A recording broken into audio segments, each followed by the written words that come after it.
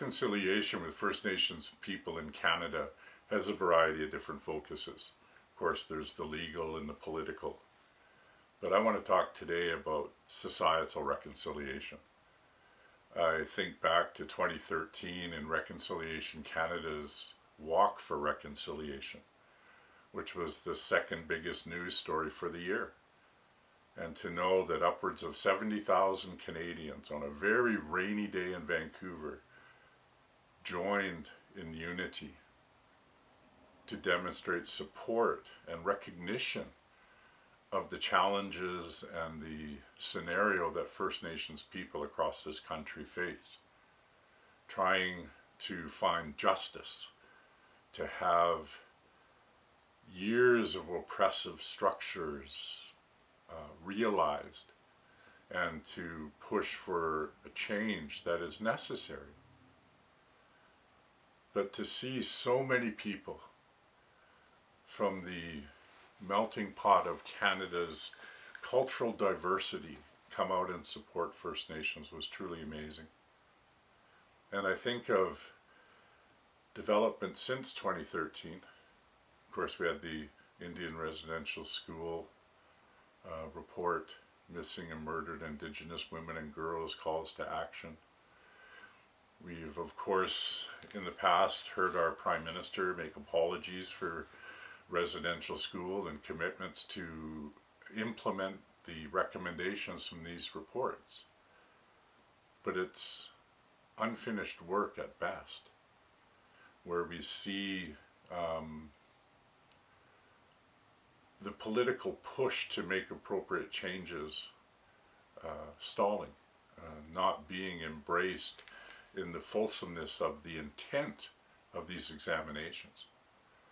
And so when I see that and realize that and embrace that, is when I realize just how important it is for Canadian citizens to embrace this concept of societal reconciliation, where neighborhoods and communities and cities across this country begin to hear the hard truths of this country's actions. And these actions were with clear intent. But I do not hold people of today responsible for what this country has done over its history. But I do seek Canadians to understand what's happened, to see and embrace the injustice. And then we can begin to have these difficult conversations with one another, so we can then begin to ensure the message that comes up from our society meaningfully arrives at the tables of government, and so that we can see justice and corrections of just one of Canada's racist truths, because our history of this country has quite a number of race-based atrocities. But when I see, walking through the towns and cities I do, people wearing the Every Child Matters orange t-shirts that are not Native, my heart smiles, because I see another measure or an example of society making an effort to understand. And how can we help one another if we don't understand one another?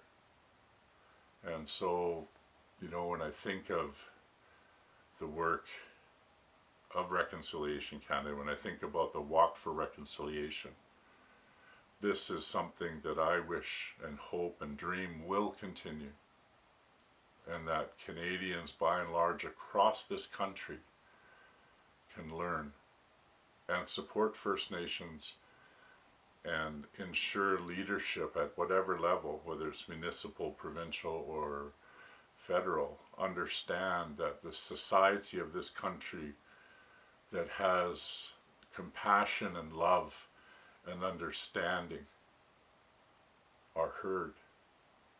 And then we can begin to see a true healing across this country because I believe that healing is a very personal choice. And an apology is one thing. And if there is no amends that follows an apology, I often think of it as just a way to absolve some measure of guilt without being truly responsible. But my message to Canadians today is to keep your hearts open. Embrace the very fact that we are all human beings of great potential and spirit, of love and compassion. And make the time and effort, and for those of you that have started that journey, continue that effort so we can see Canada be a place that truly does embrace the diversity, beginning with the First Nations people of this country.